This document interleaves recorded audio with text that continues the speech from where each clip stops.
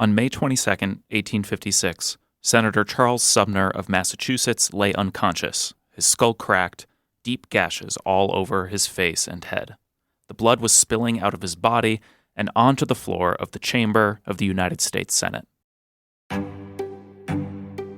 Sumner had just been beaten within an inch of his life by one of his fellow members of Congress, Representative Preston Brooks of South Carolina. Brooks had strode down the aisle of the floor of the U.S. Senate, struck Sumner with his wooden cane repeatedly, and stopped only when one of his colleagues grabbed his arm and implored him to stop, fearing that Brooks might actually kill Sumner. Sumner did survive, but he suffered injuries that by most accounts were extensive and permanent. The beating was a direct response to a speech that Sumner had given just a couple of days before on the Senate floor, where he now lay in a pool of his own blood. All told, the assault only lasted about a minute. This one scandalous minute of violence, intimidation, and retribution stood as a metaphor for the intense sectional conflict that had set in over the past several decades. It also ended up being a bridge in American history that, once it was crossed, there was no going back. It's a symbolic moment that I think almost leads the country inexorably to civil war. Like there's almost no place they can go after the caning. How on earth did this happen in the halls of Congress? How did the world's greatest deliberative body become a combat zone? What kind of speech could have motivated this kind of violence? And what does this shocking incident tell us about the political division in America in the run-up to the Civil War, or our divisions today?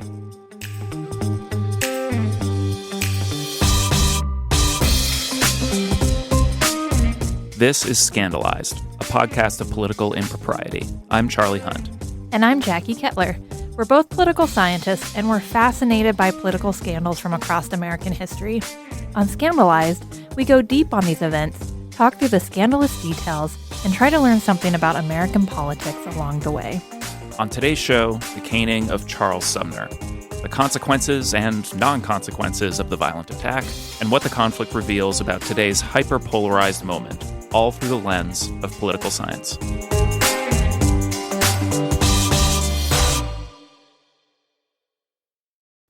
So Charlie, this is the first scandal we've dealt with that feels truly high stakes, at least on a personal level. A U.S. senator nearly ends up dead at the hands of one of his colleagues.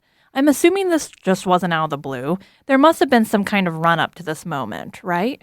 Yes, there definitely was. I think in order to understand how something this dramatic and shocking could have happened, we need to understand a little better the politics of the 1850s. It was a wild, polarizing, and unpredictable time, mainly because, and I doubt this will surprise any listeners, of the slavery issue. The United States in the 1850s was an incredibly violent place. This is Dr. Rachel Sheldon, a history professor at the University of Oklahoma.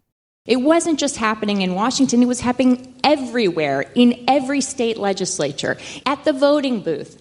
Every single place in public where you were engaging with politics was incredibly violent. So there's a kind of one-upmanship that was happening in the decades leading up to the Civil War between the states that permitted slavery and those that didn't.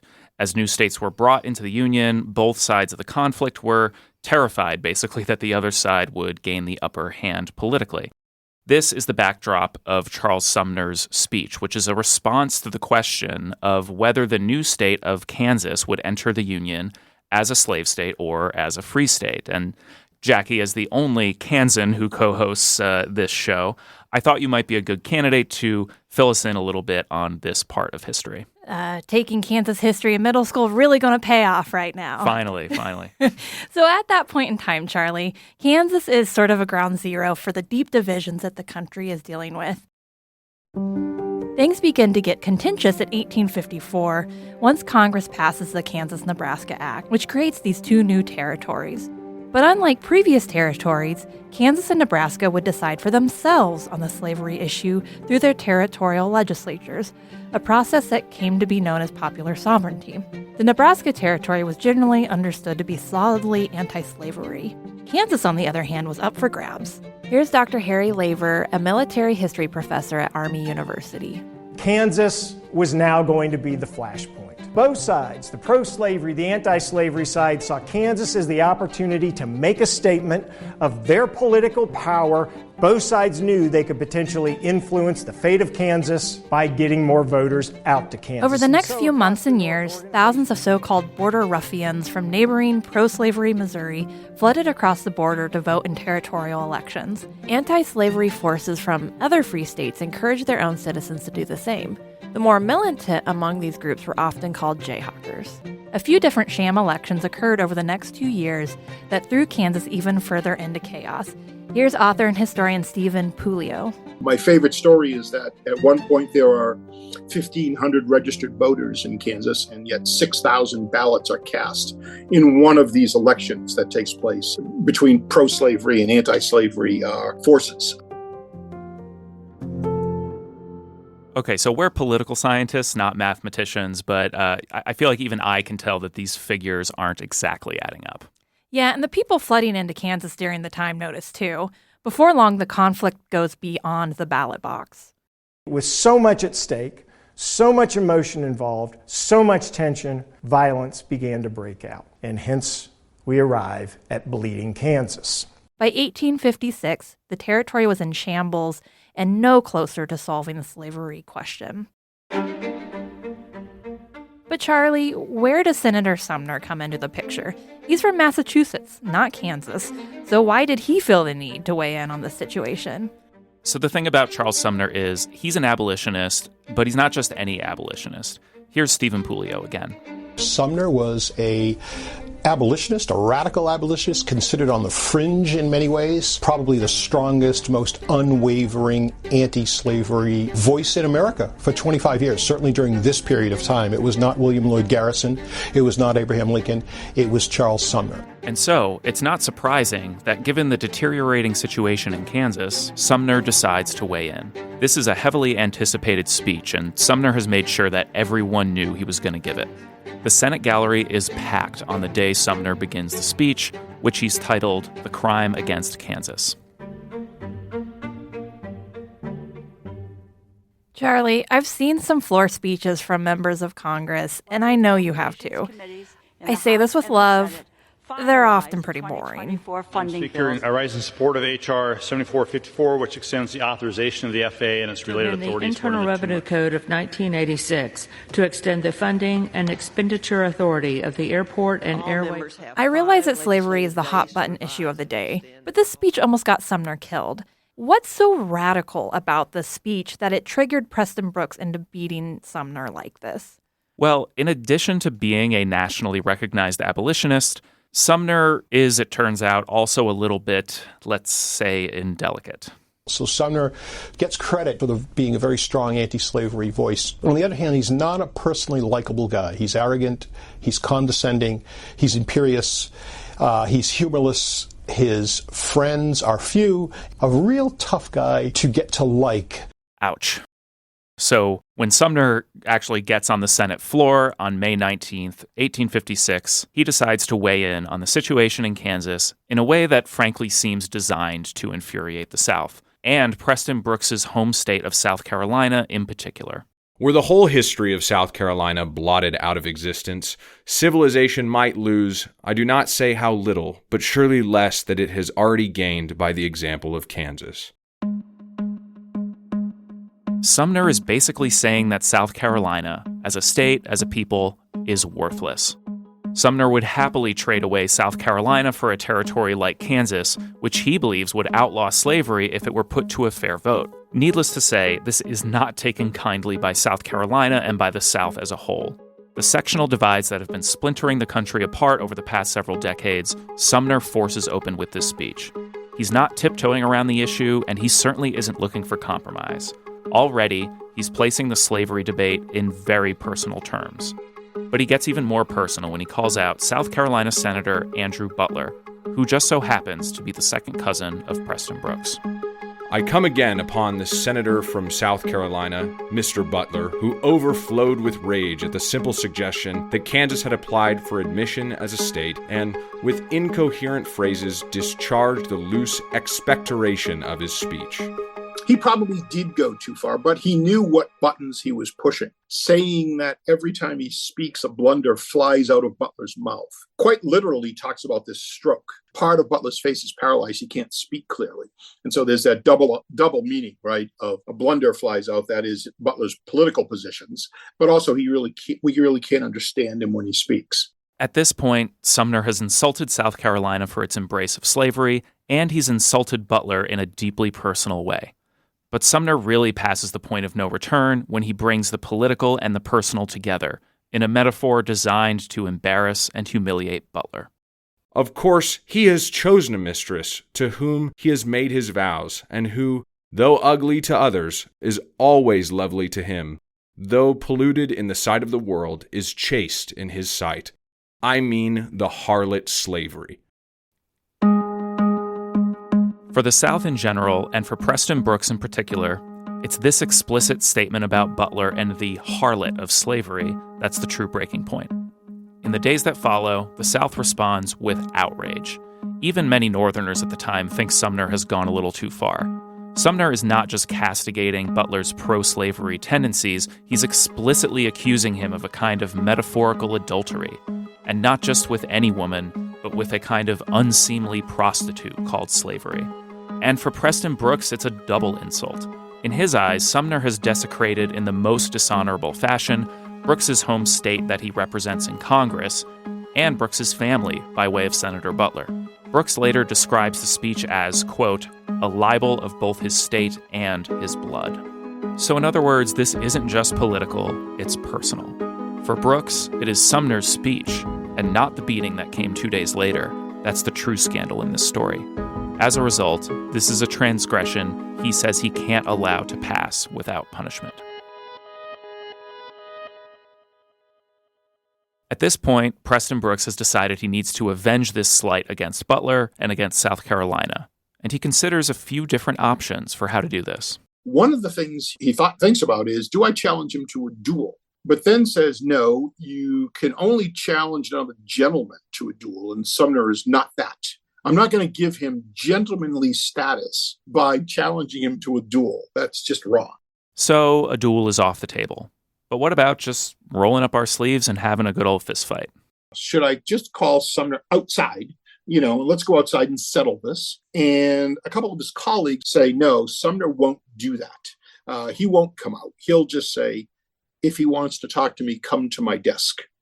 And so you won't get what you want there. Brooks finally makes the decision that he's going to take his cane into the chamber and strike Sumner with it. On May 22nd, 2 days after Sumner concluded his speech, the senator is sitting at his desk near the front of the Senate chamber. Ironically enough, Sumner is actually signing copies of his Crime Against Kansas speech at the time. He's prepping them so that he can send them to his constituents, which, by the way, also infuriates Brooks, who just can't believe that Sumner is going to make political hay out of this speech and spread it across the country. Brooks walks up the center aisle of the Senate chamber and approaches Sumner's desk from the back. Here's Dr. William James Hull-Hofer, an historian at Seton Hall University. All indications are that this attack took Sumner by surprise.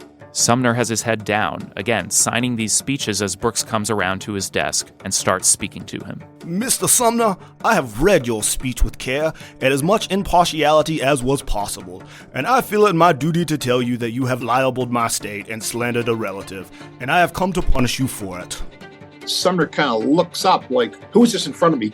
Probably didn't recognize Brooks. In fact, I think he says, I didn't recognize him. And part of that was Brooks's plan. He didn't want him to be able to escape. As he looks up, Brooks brings the cane down on the top of his head. Sumner's forehead immediately explodes in blood, like any head wound, right? And then the beating begins. The force of the blows shocks Sumner, so much that he loses his sight immediately. I no longer saw my assailant, nor any other person or object in the room. What I did afterwards was done almost unconsciously, acting under the instincts of self-defense. Sumner is now on the floor, desperately trying to get away from Brooks. But Brooks continues to pursue him, hitting him with his cane even as it begins to splinter and break. Brooks is consumed by bloodlust. There's no question about it. He doesn't stop. He talks about giving him 30 first-rate stripes. He talks about every blow going entirely where he intended. Just loses it.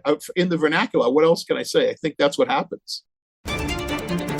Very few of Sumner's Senate colleagues who were present seemed interested in helping him. The beating goes on, and the other senators in the chamber seem content just to watch. Part of Charles Sumner's, I would say, personality flaw is he didn't make friends easily. He did not have a lot of real, true supporters, good friends, people who would have his back. Eventually, a reporter who happens to be in the chamber begins to step in and help, only to be met with another threat of violence. And Lawrence Key, the congressman from South Carolina, Brooks's colleague, essentially says, leave them alone. Let them go, damn it. Motions to the gun. Kite flashes his gun on the floor of the Senate, making clear to all involved the price of intervening. All the while, Brooks continues to just wail on Sumner, who is practically unconscious at this point. The whole incident lasts maybe 90 seconds, but it's a long 90 seconds. And finally, after the cane has splintered into dozens of pieces, a Southern senator comes up and pulls Brooks away and says, do not kill him. Do not kill him. Later, Brooks, perhaps to shield his pride, denies that he was out of control. No one interposed, and I desisted simply because I had punished him to my satisfaction. So before we get to a sense of the consequences of all of this, let's take a quick breather and get to our first discussion category. What were they thinking? First, we should probably talk about Sumner's speech some more. This is really personal stuff, and it seems pretty deliberate on Sumner's part. He's goading the South, and particularly South Carolina, and he's doing so in moral terms, not just policy terms. I feel like we should absolutely be clear here that this does not justify Brooks' actions, but it's also true that Sumner didn't give a sober, measured, policy-focused speech about what should be done in Kansas. Yeah, Jackie, this is the sense I got from both Steve Puleo and from Dr. Hoffer. The crime against Kansas speech is really fairly typical for him. He often stated when he gave speeches that the occasional personal insult mixed in with some of the political issues was necessary and important because it got people's attention. In the midst of his really, I think, powerful anti-slavery message within the speech, it's no accident that he hurls these personal insults and invective at Senator Andrew Butler from South Carolina. He probably did go too far, but he knew what buttons he was pushing. The South knows, Preston Brooks knows, every Southern senator in the chamber knows, every Northern senator in the chamber knows that the speech is rehearsed and being printed. So he didn't make a mistake. He rehearsed the speech many times before he gave it.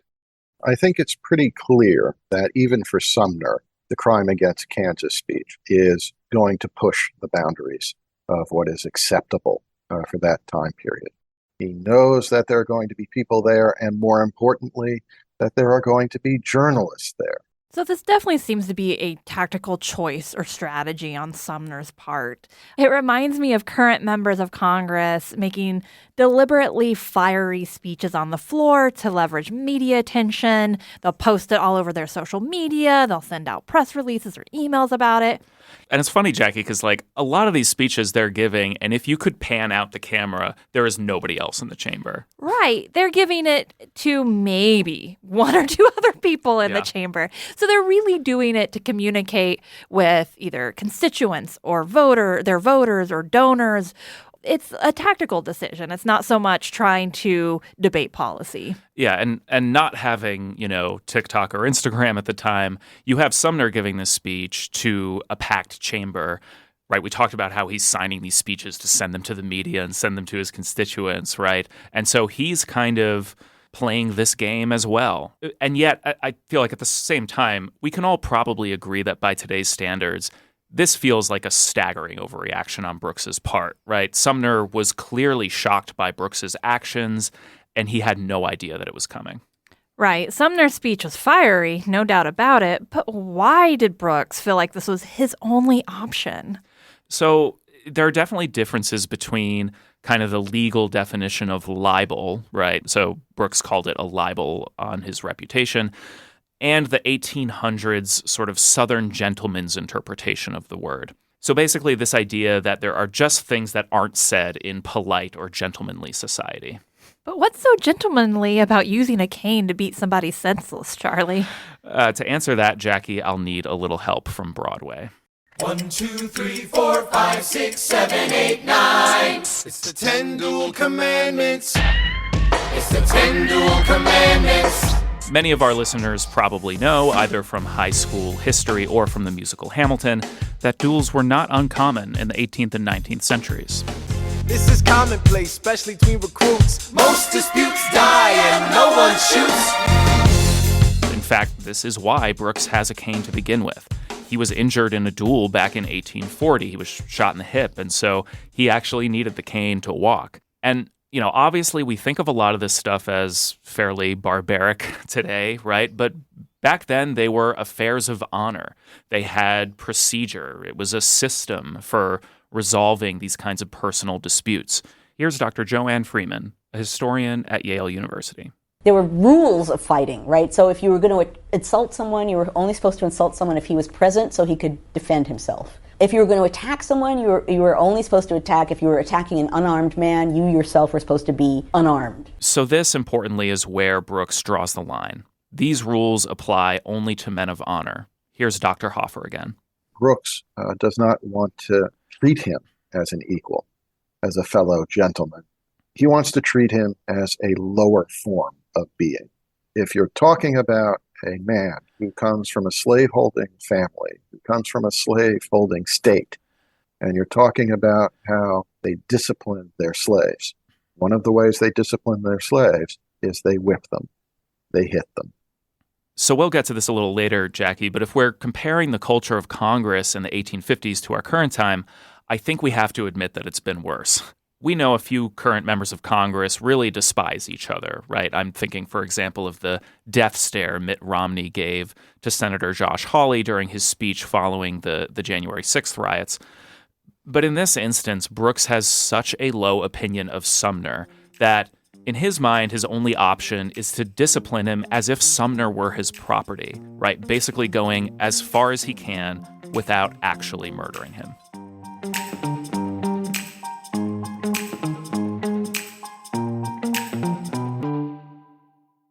So there's a related element of this, Jackie, that it might be nice to get your reaction to, given your expertise. Here's Steve Puleo.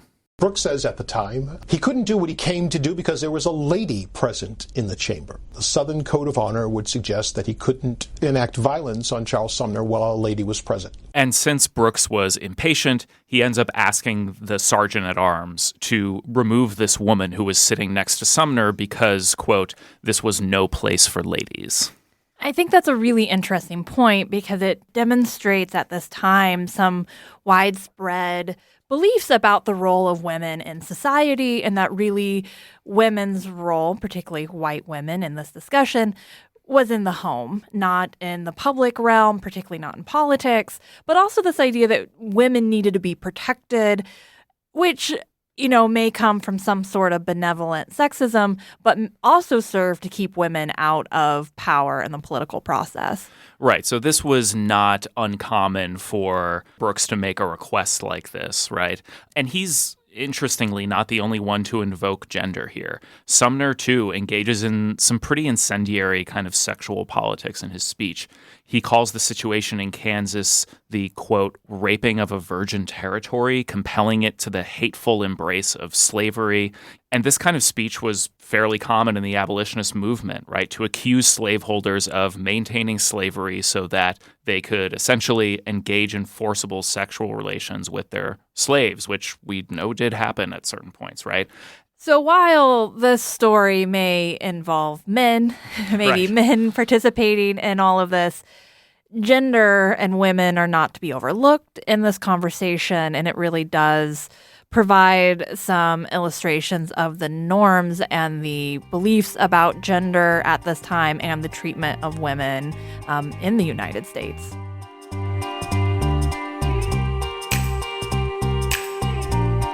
And so with that, let's pick up this story where we left off, with Charles Sumner bleeding, unconscious on the floor of the Senate, and Preston Brooks making a brisk exit, having done what he came to do.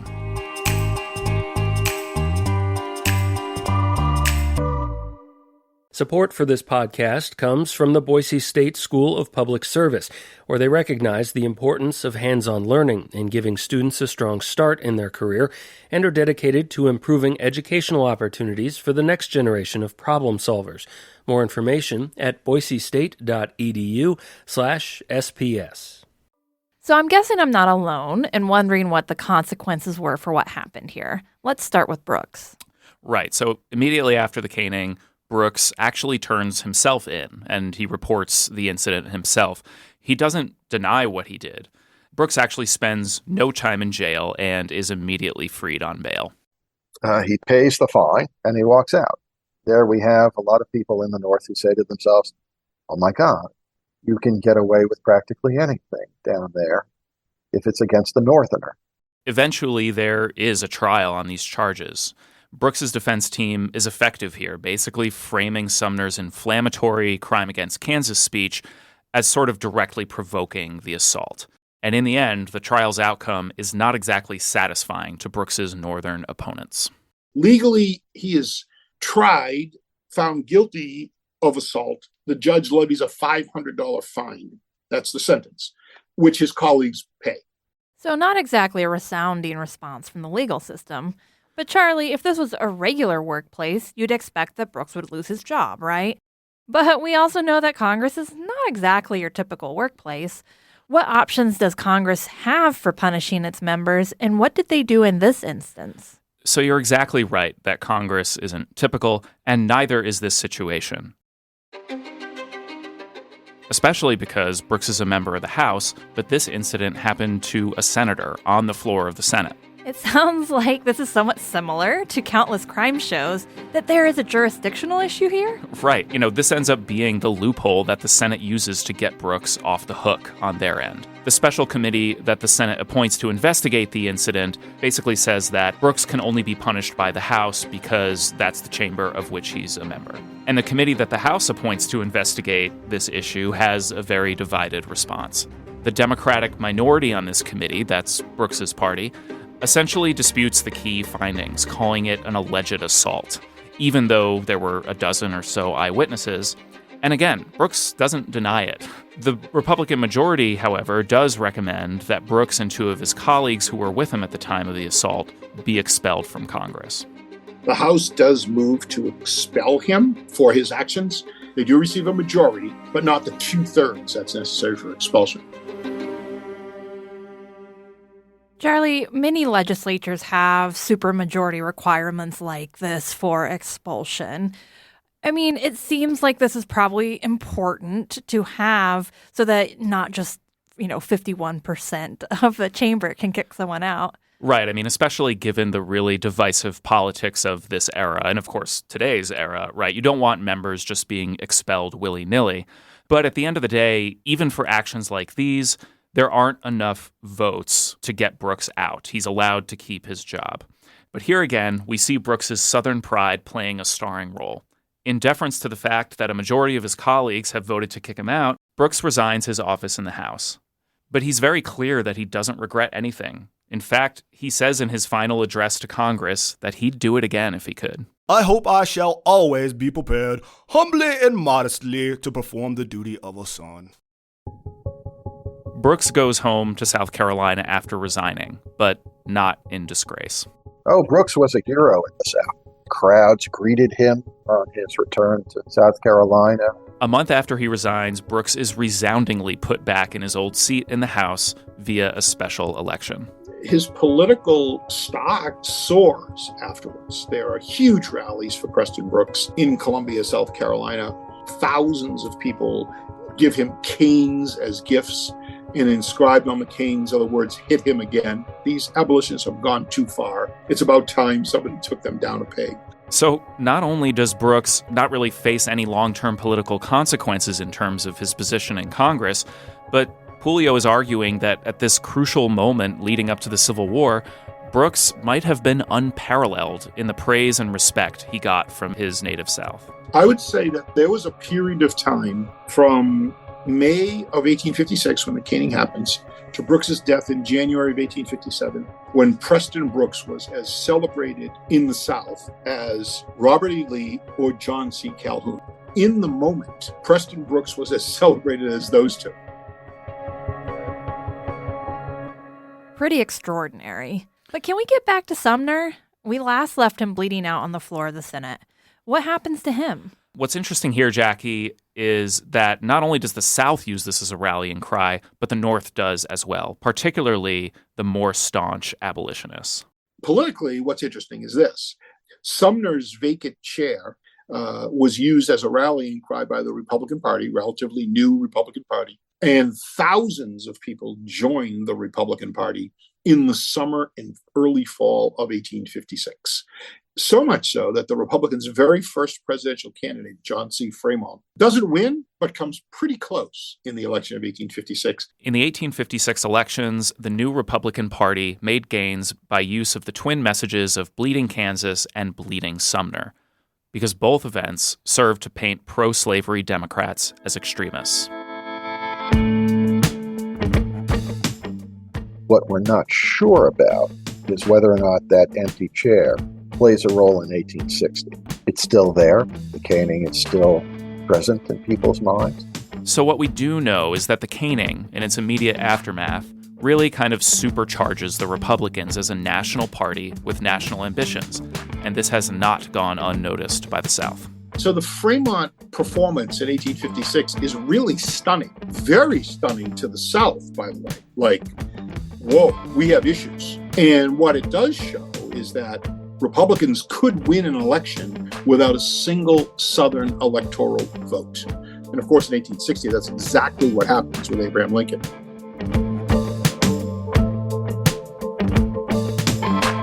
Coming up next, Jackie and I will break down the polarization behind the punishments Brooks did and did not face, what led certain members of the public to downplay Sumner's injuries, and what parallels we can and maybe can't draw with the partisan conflicts we're dealing with today. Stay with us.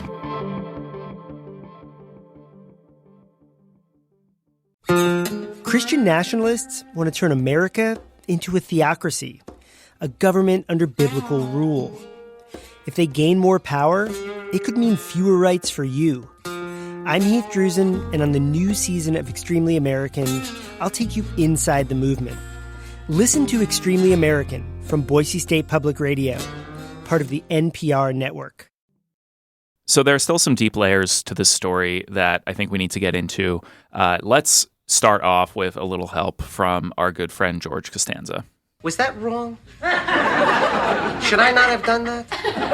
I tell you, I gotta plead ignorance on this thing, because if anyone had said anything to me at all when I first started here that sort of thing was frowned upon... I think we can all agree that Brooks probably should not have beaten Sumner to a bloody pulp, but we have to inhabit the time period that they're in, I think, to understand how on earth Brooks got off pretty much scot-free here.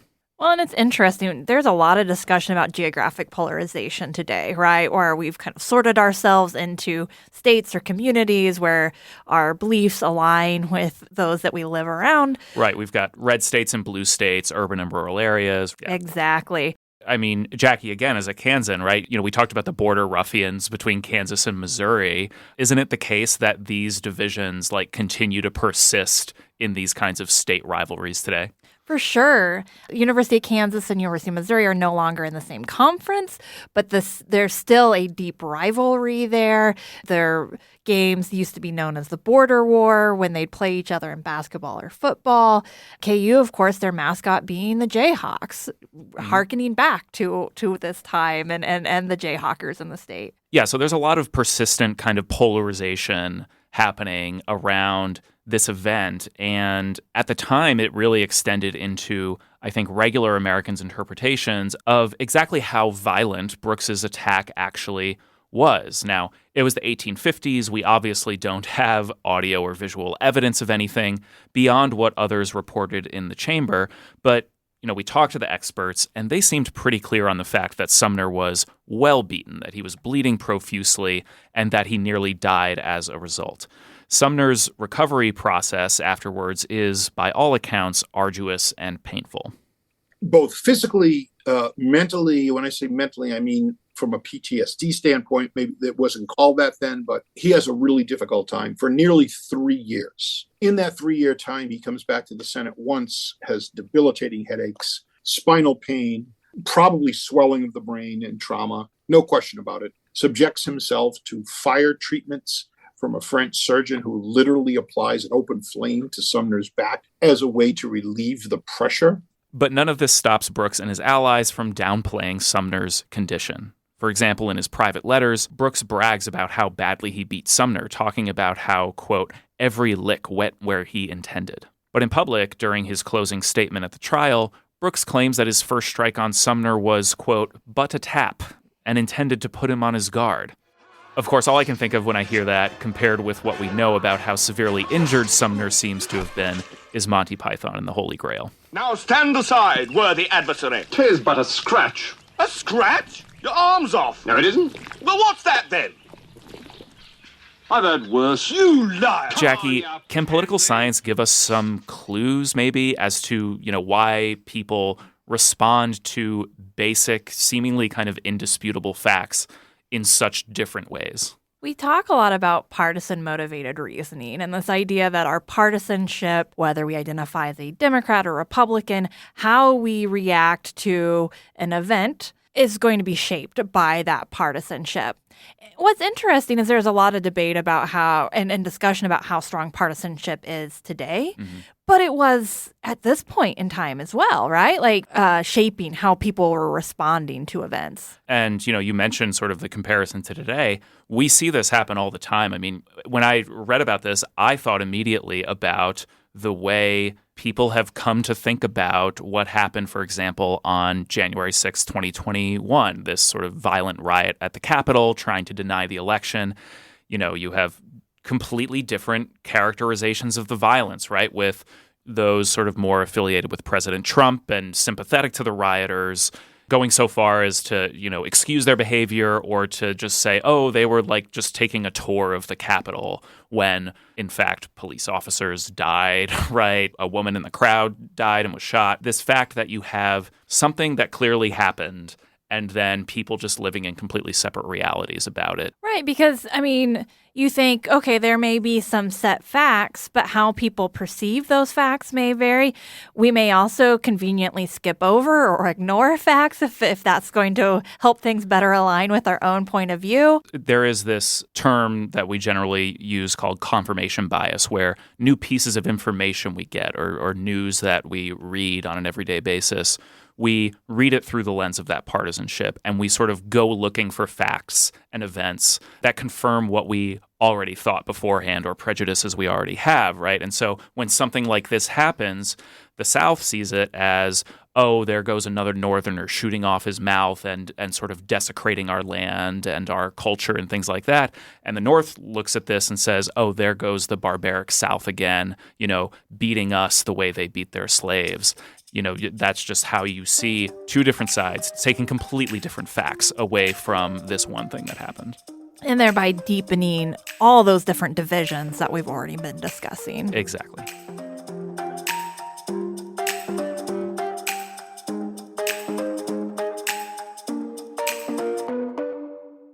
Charlie, the other big question I had coming out of this, particularly from the historical perspective, is where the caning falls in the story of the country leading up to the Civil War.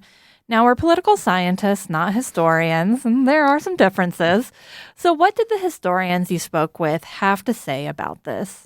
Yeah, I think a lot of listeners might look at this and pretty understandably see the caning as a kind of microcosm for this entire sectional divide at the time, this kind of clash of civilizations personified. And this is definitely at least how Steve Puleo sees it.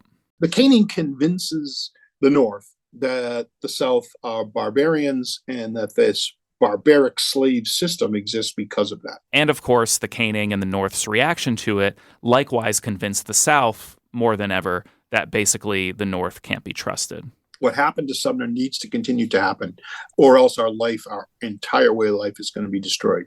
Congress has spent decades trying to paper over these differences with legislation like the Missouri Compromise or the Compromise of 1850, but it feels like the caning and its aftermath sort of pulled back the curtain on how futile a lot of this was in the long term.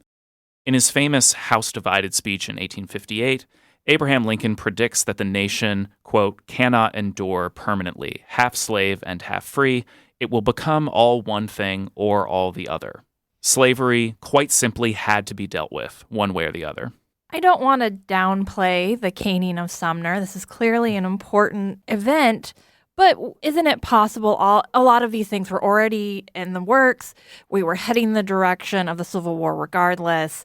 This is really important, right? That the caning may have been the effect rather than the cause. And this is actually something that most historians seem to agree on, although it does seem like the caning was in some ways a kind of catalyzing moment. Is it the cause of the Civil War? No. The slavery issue is the cause of the Civil War. But what it does do, I think, is take that slavery issue from what I would call a political, academic, religious, maybe, discussion, and really brings it to an emotional, visceral discussion. Of course, no one then had a crystal ball and could predict the Civil War. However, even at the time of this incident, people were planning for it. Here's Dr. Joanne Freeman, the historian we heard from earlier. A Southerner confronting a Northerner, an abolitionist, in the Senate chamber and beating him to the ground, that becomes the South beating the North into submission in a deeply symbolic kind of a way that, has national repercussions. And Steve Puleo even makes the case that in the couple of years following the caning, that the incident is really deep in the minds of the figures at the center of some of the events that we really think of as leading inevitably to the Civil War.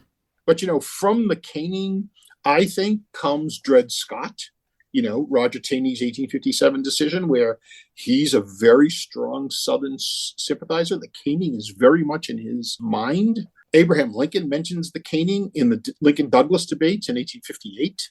John Brown's raid. John Brown is furious in 1856 after the caning. Is that still with him, when it comes to the Federal Arsenal and Harper's Ferry? I think so.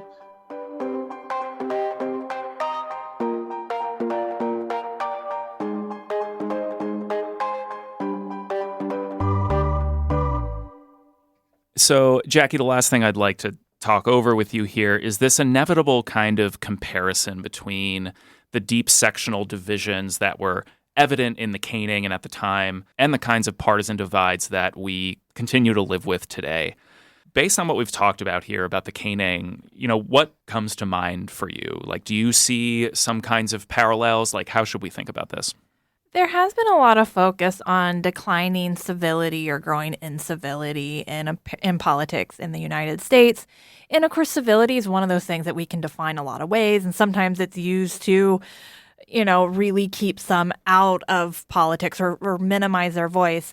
But there are these growing concerns about violence or threats in politics. And this is not just thinking about Congress or national politics, but at the state and local level, too, where you have school board meetings or library board meetings with people yelling, with threats to whether it's office holders or office holders threatening each other or citizens. Yeah. And so I do think we can see where there are growing political violence threats. I think we see this, too, in a lot of the rhetoric, right? Both from regular people and from politicians themselves.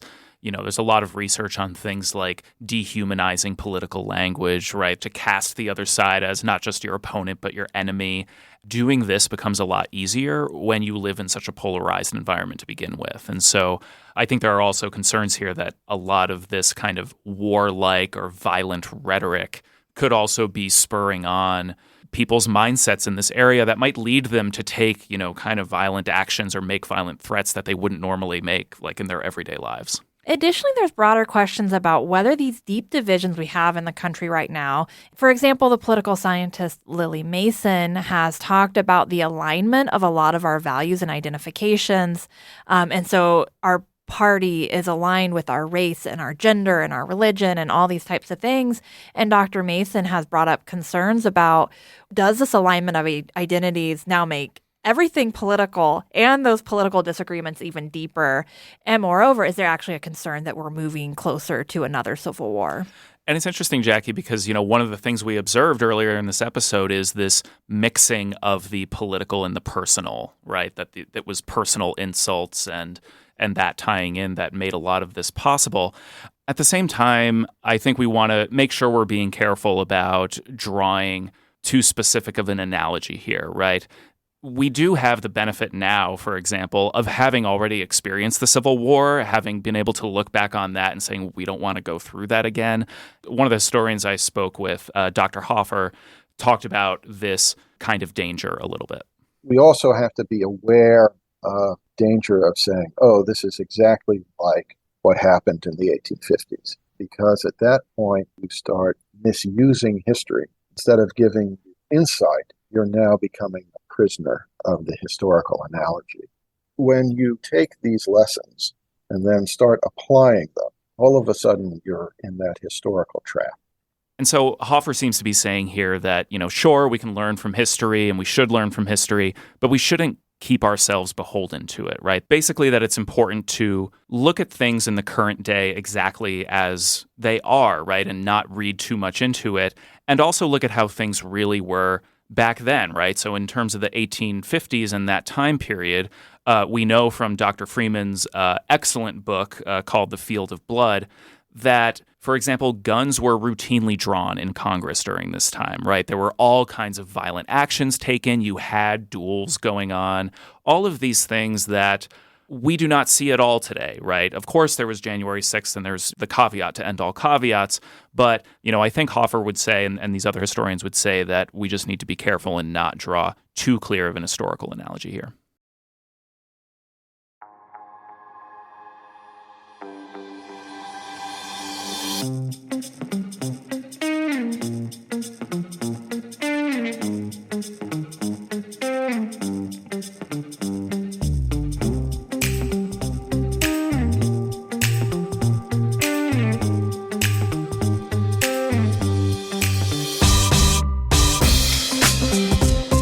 This episode was written by me, Charlie Hunt, and my co-host, Jackie Kettler.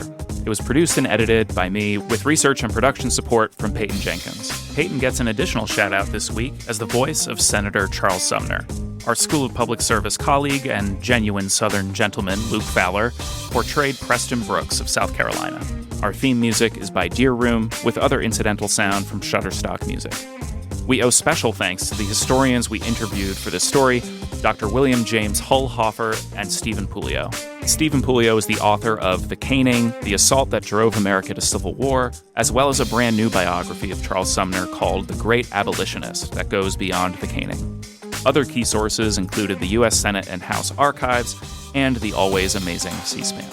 For more sources and info on all of our episodes, head over to www.scandalizedpod.com. We also want to thank our season sponsor, the School of Public Service at Boise State University.